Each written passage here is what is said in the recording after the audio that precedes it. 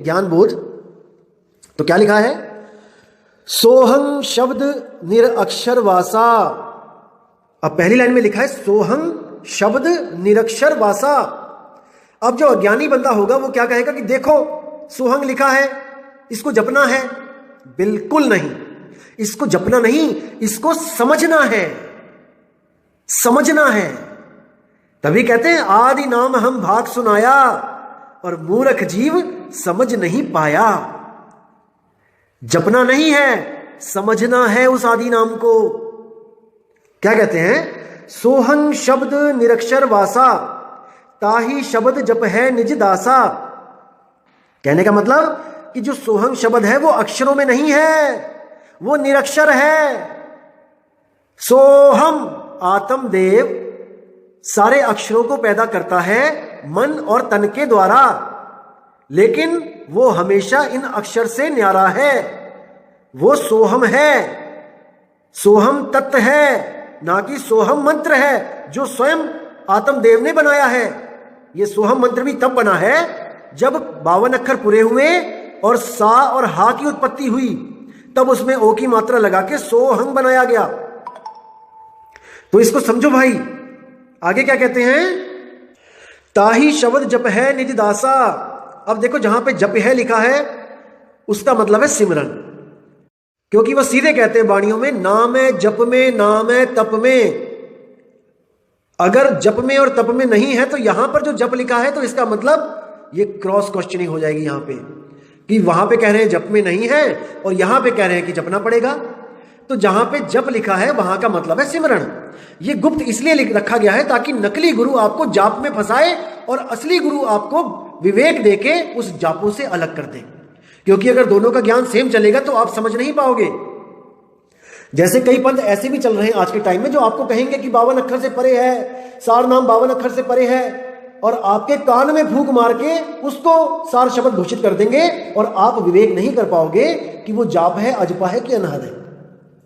इसलिए साहिब ने कहा है कन फुक्का गुरु हद का, बेहद का गुरु और जब बेहद का गुरु मिले तब मिले ठिकाना ठौर। जब कनफुक्का गुरु आपकी जिंदगी में आ गया तो आपकी जिंदगी का सत्यानाश कर दिया। उस कान में फूंक मारने वाले गुरु से पूछो कि जो वस्तु आप हमें दे रहे हो वो तो कबीर साहब कह रहे हैं कि हमारे पास पहले से ही है। कस्तूरी कुंडल बसे मर्ग ढूंढे बनमाही, और ऐसे रमता राम है दुनिया जाने नहीं। वो रमता राम तो हमारे पास पहले से ही है। आप हमारे कान में क्या डाल के कह रहे हो कि आपने हमें सार शब्द दे दिया है? क्यों भ्रमित कर रहे हो लोगों को? दोस्तों, ये कान में फूंक मारने वाला काम नाथ पंथ में होता आया है और आज भी होता है। आप किसी भी नाथ पंथी के पास जाके पूछिए कि नामदान कैसे मिलता है, वो आपको बताएगा कि कान में फूंक मार के मिलता है। बस इन गुरुओं ने, ये नाथ पंथियों ने अब भगवा चोला छोड़ के सफेद कुर्ता पजामा पहन लिया है। पूरी गतिविधि वही चल रही है नाथ पंथ वाली, लेकिन अब संत कहला रहे हैं, सदगुरु कहला रहे हैं और लोगों को भ्रमित कर रहे हैं। घर में पड़ी वस्तु नहीं सूझे और बाहर से लेवन जासी, बाहर लेने जा रहा है गुरु से कान में। अरे भोली आत्मा, समझ जा वो वस्तु तेरे पास है, पर तुझे उस वस्तु को लखाने वाला गुरु नहीं मिल रहा है। दिक्कत बस यहां पे है। तो साहिब कहते हैं सोई गुरु पूरा कहावे, 2 अक्षर का भेद बतावे, एक छुड़ावे और एक लखावे। क्या लखावे? जो स्वयं तुम्हारे पास है। निज नाम लखावे, निज सार लखावे। तुम्हारा सार क्या है? शरीर असार है और आत्मा ही सार है। आत्मा का लखाव करा दे, वही निज सार है। तो आगे क्या बोलते हैं वाणी में? आदि नाम निज सार है भाई। देखो आगे ना, साहिब कहते हैं आदि नाम, जो आद जुगाद में भी जो नाम था, जब ये 52 अक्षर भी पैदा नहीं हुए थे, निज सार है भाई। वो तेरा निज सार है, वो तेरा निज रूप है, वो तेरा ही निज नाम है। इसको समझो। आदि नाम निज सार है भाई, वो तुम्हारा आत्म स्वरूप है। जब तुम उस निज सार को प्राप्त कर लोगे जो स्वयं तुम्हारा रूप है, जम राजाते ही निकट न आई, उसके बाद जम राजा तुम्हारे पास भी नहीं फटक सकता। जैसे आपको पीछे एक कहानी बताई थी मैंने कि शेर का बच्चा तब तक डंडे खाएगा गडरिये से जब तक वो निज सार नहीं जान जाता, निज रूप नहीं जान जाता। जब वो निज रूप जान जाता है तो उसे किसी और शेर की जरूरत नहीं पड़ती गडरियों को भगाने के लिए। वो स्वयं ही पूरा है, वही अकेला काफी है। लेकिन तब जब निज सार मिल जाए, निज नाम मिल जाए, जिसको बाबा नानक कहते हैं कोई ऐसा गुरु नहीं मिल रहा जो मुझे मेरा ही नाम दे दे। सबके नाम जपा रहे हैं गुरु एक से लेके जेड तक, लेकिन कोई ऐसा भेदी गुरु नहीं मिल रहा है जो मुझे मेरा नाम दे दे। इसलिए वाणी में कहते हैं कोई नाम ना जाने मेरा। तो ऐसा गुरु चाहिए जो हमें हमारा ही निज सार निज नाम दे दे। 3 गुणों की भक्ति में भूल पड़ा संसार, और कहे कबीर निज नाम बिन कैसे उतरे पार। निज नाम बिन यानी तुम्हारा निजी नाम, तुम्हारा निजी स्वरूप, वो कोई भेदी गुरु दे सकता है भाई। आगे क्या कहते हैं वाणी में, तुम कहे शब्द दीन टकसारा, सो हंसन सो कहो पुकारा। धर्मदास जी को कह रहे हैं अब मैंने तुम्हें शब्द टकसार दे दिया है, तुम्हें मैंने बता दिया है। सो हंसन सो कहो पुकारा, अब तुम हंसों को पुकार पुकार के वो सार नाम दो, निज निज रूप दो। लेकिन केवल उसको देना जो उस लायक हो, जो ज्ञान को समझ रहा हो।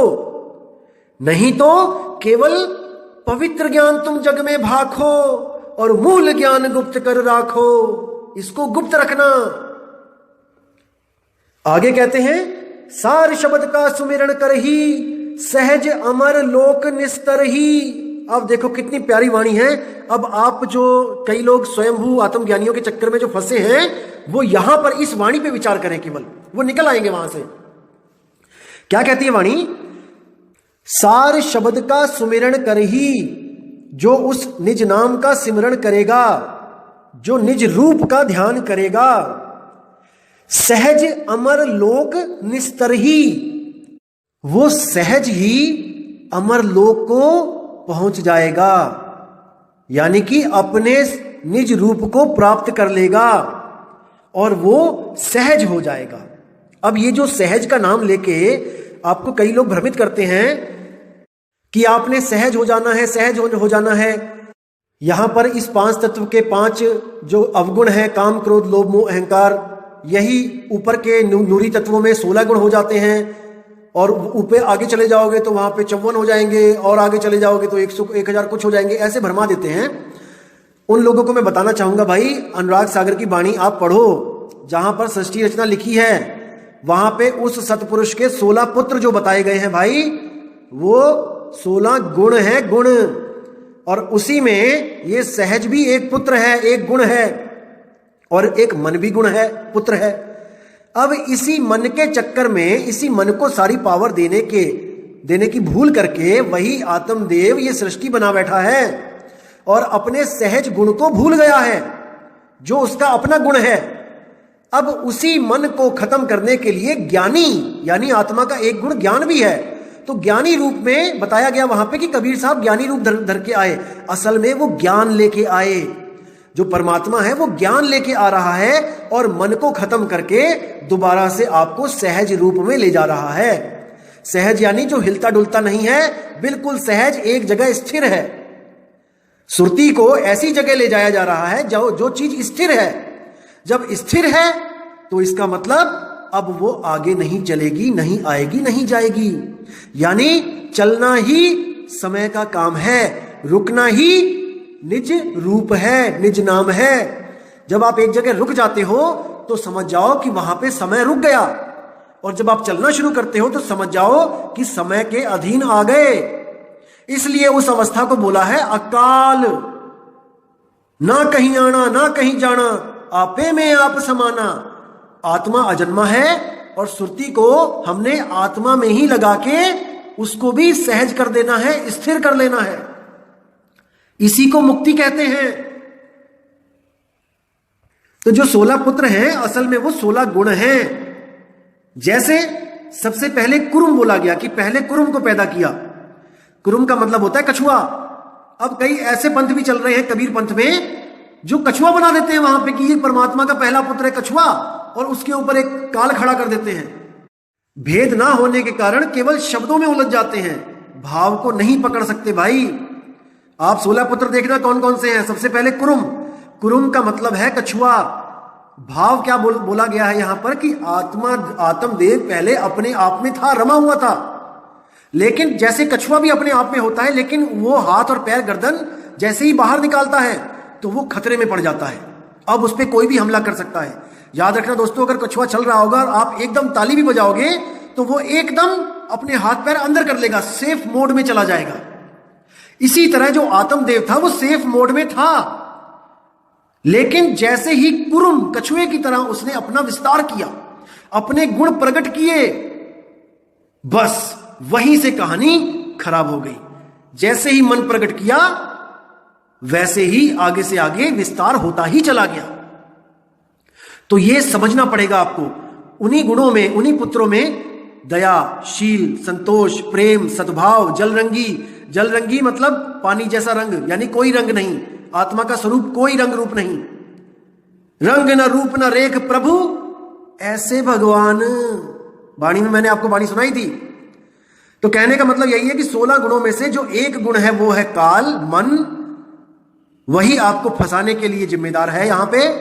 और एक गुण है ज्ञान, जो मैं आपको दे रहा हूं। इसी गुण के द्वारा आपने एक गुण और प्राप्त करना है, वो है सहज।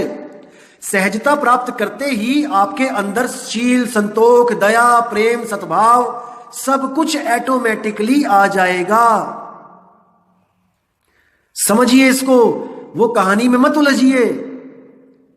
कई लोग कहते हैं कि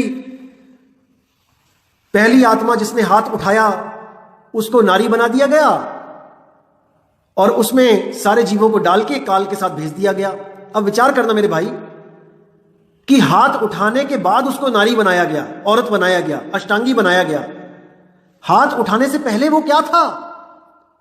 वो आदमी ही था ना, तभी तो उसको औरत बनाया गया। यानी कि केवल एक औरत बनी उस वक्त जिसने सबसे पहले हाथ उठाया, और बाकी सब आदमी ही थे। तो इस सृष्टि में आ गए, चलो मान लिया।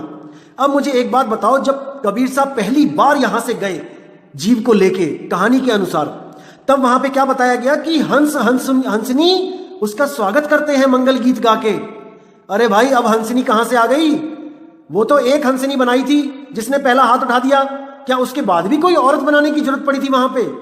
वो एक औरत बना के तो भेज दिया उसको 3 लोक में। फिर वहां दूसरी औरतें कहां से आ गई? कोई नहीं बुद्धि लगा रहा, सब लकीर के फकीर हुए पड़े हैं कि देखो ये लिखा है, ये लिखा है, ये। अरे बुद्धि भी तो कोई चीज है। एक छोटी सी कहानी सुनाता हूं आपको। एक बार एक आदमी था, वो अपने माता पिता को छोड़ के अमेरिका चला गया पैसे कमाने, और बोल के गया कि मैं 3 साल के अंदर वापस आ जाऊंगा। तो 1 साल बीत गया, 2 साल बीत गया, 3 साल बीत गए, नहीं आया वापस। 4 बीत गया, 5 बीत गया, 10 बीत गए, नहीं आया वापस। जब 15 साल बीत गए और मां बाप की हालत खराब हो गई, तो क्या हुआ? पिता ने एक पत्र लिखा कि प्रिय बेटे, बहुत तुमसे उम्मीदें थीं कि तुम वापस आओगे, लेकिन तुम अपने मां बाप को भूल गए, तो हम अब से तुम्हारे लिए, तुम्हारे मां और बाप दोनों तुम्हारे लिए मर गए। तुम्हारा पिता डैश डैश डैश। अब ये चिट्ठी जब उस बंदे को वहां पे मिली अमेरिका में, तो उसने जब उसको खोल के पढ़ा, बहुत रोया, बहुत रोया।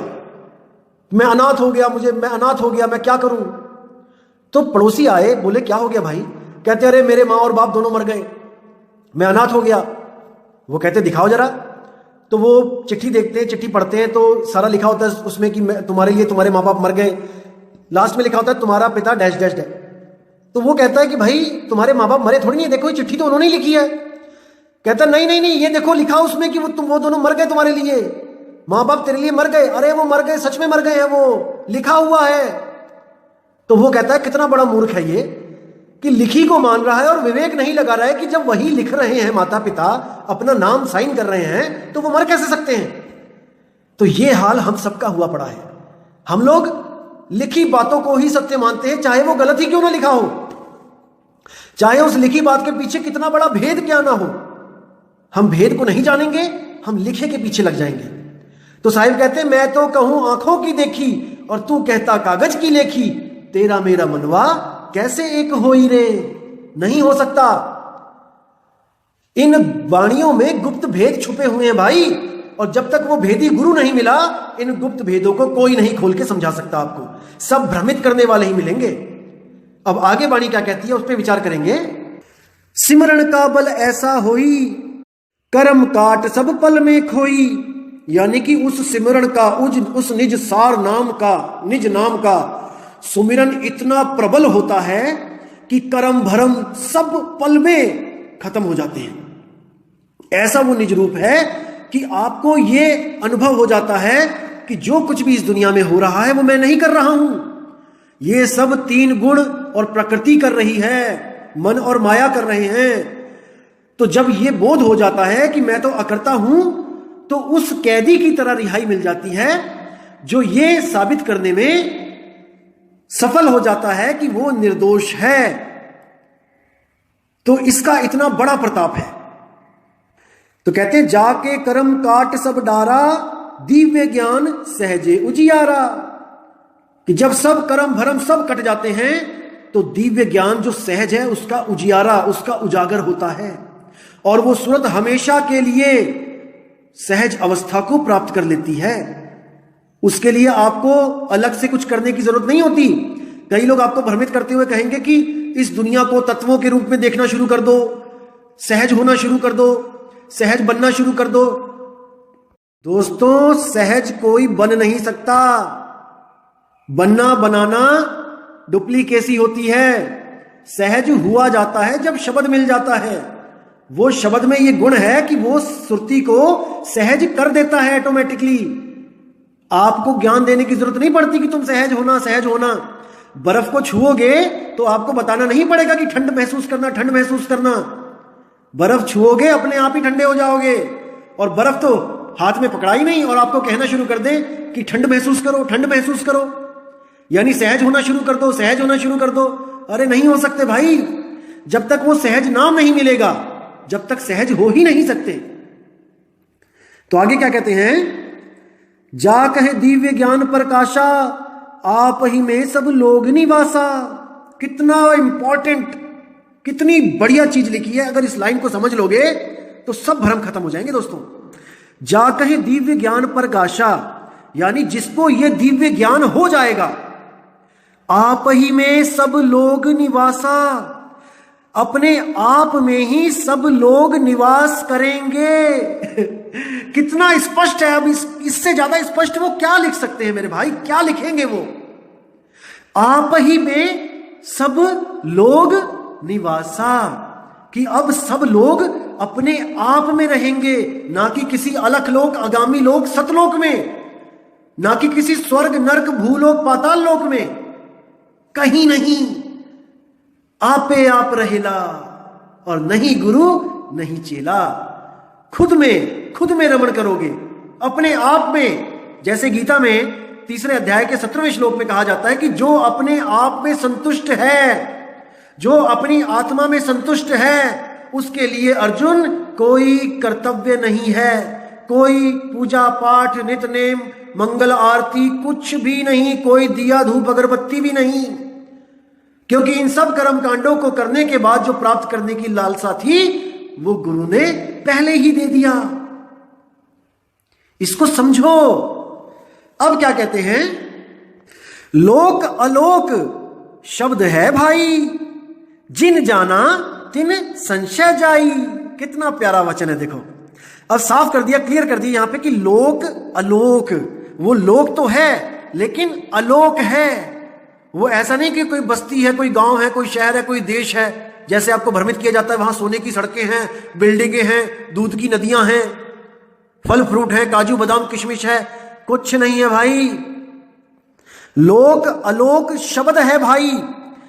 जो लोक और जो अलोक दोनों बता दिया कि लोक जैसा अलोक है वो क्या है, वो शब्द है। वो शब्द में ही सुरती रमेगी, शब्द में ही सुरती ठहरेगी। सुरती के लिए शब्द ही लोक है। जैसे मैंने बताया था आपको कि मां एक इंसान भी है और अपने बच्चे के लिए एक स्थान भी है। अपने बच्चे को वो अपने गोद में रखती है, तो वो एक स्थान कहलाती है, और जब वो अपने बच्चे का पालन पोषण करती है और उसकी रक्षा करती है तो वो एक इंसान कहलाती है। इसी तरह शब्द लोक है, लोक होता हुआ भी अलोक है। इसको समझो। जो भी संत आपको कहता है कि मैं आपको सतलोक ले जाऊंगा, आपको अलख लोक ले जाऊंगा, अगम लोक ले जाऊंगा, ब्रह्म लोक ले जाऊंगा, स्वर्ग में ले जाऊंगा, कैवल्य लोक ले जाऊंगा, वो सब आपको भ्रमित कर रहे हैं भाई। उनको निज स्वरूप निज नाम नहीं पता है।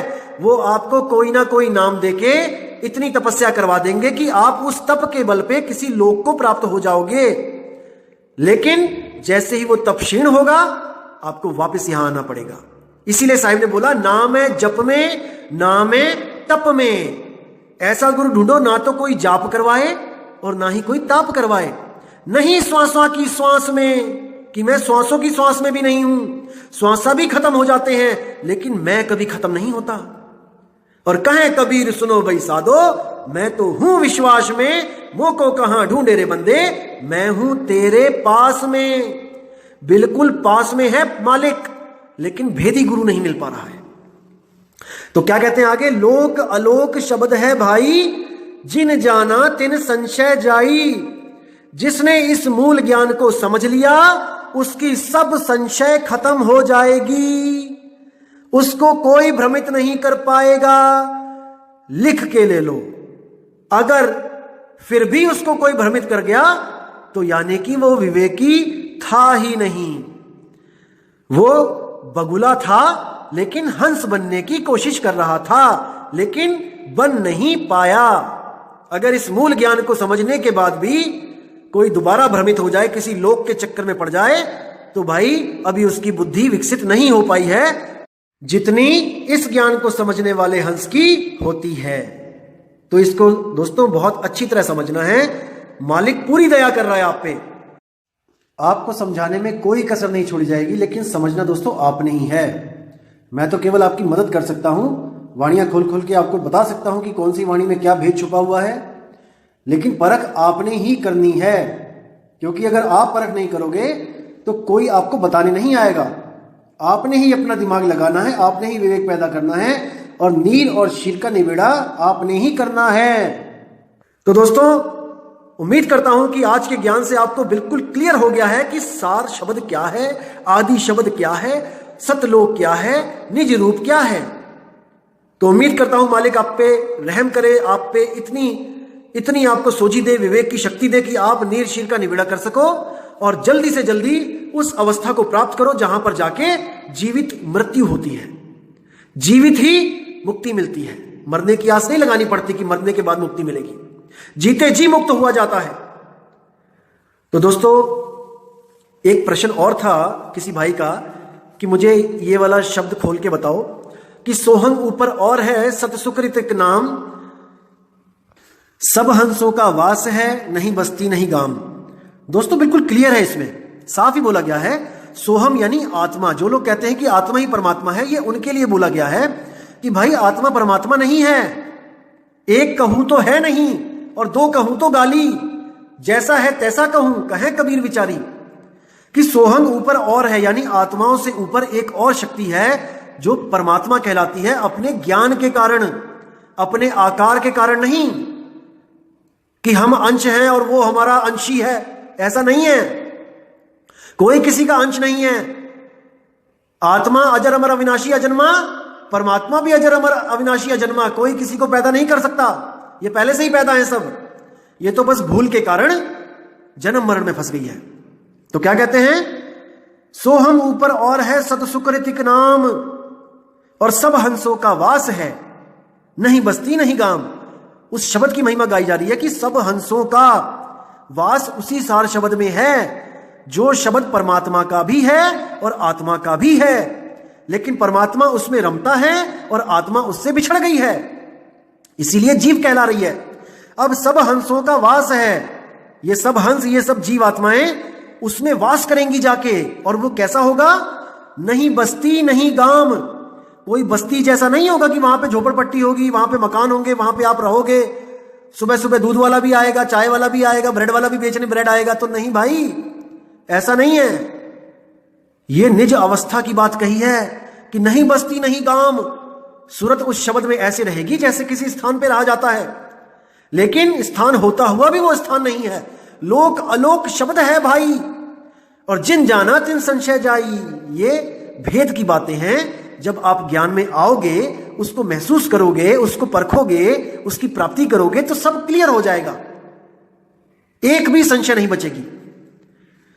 तो दोस्तों, उम्मीद करता हूं आज का सत्संग आपको बहुत ही अच्छा समझ में आया होगा। और विवेक की तलवारें दोस्तों तिखी कर लो। अभी ऐसी ऐसी वाणियां आने वाली हैं आगे कि आपके सारे भ्रम खत्म हो जाएंगे, लेकिन आपका काम है विवेक की तलवारें चलाना। अज्ञान को काट देना है हमने। और याद रखना दोस्तों, सार इन्हीं वाणियों में छुपा हुआ होता है, उसको प्रकट करना पड़ता है। तो दोस्तों, उम्मीद करता हूं कि आप सबकी विवेक शक्ति बढ़ती ही जा रही है, और मालिक से दुआ करूंगा कि वो इतनी बढ़ जाए कि मुझे भी फेल कर दे। तो साहिब की बंदगी करता हूं मैं और विश्राम देता हूं।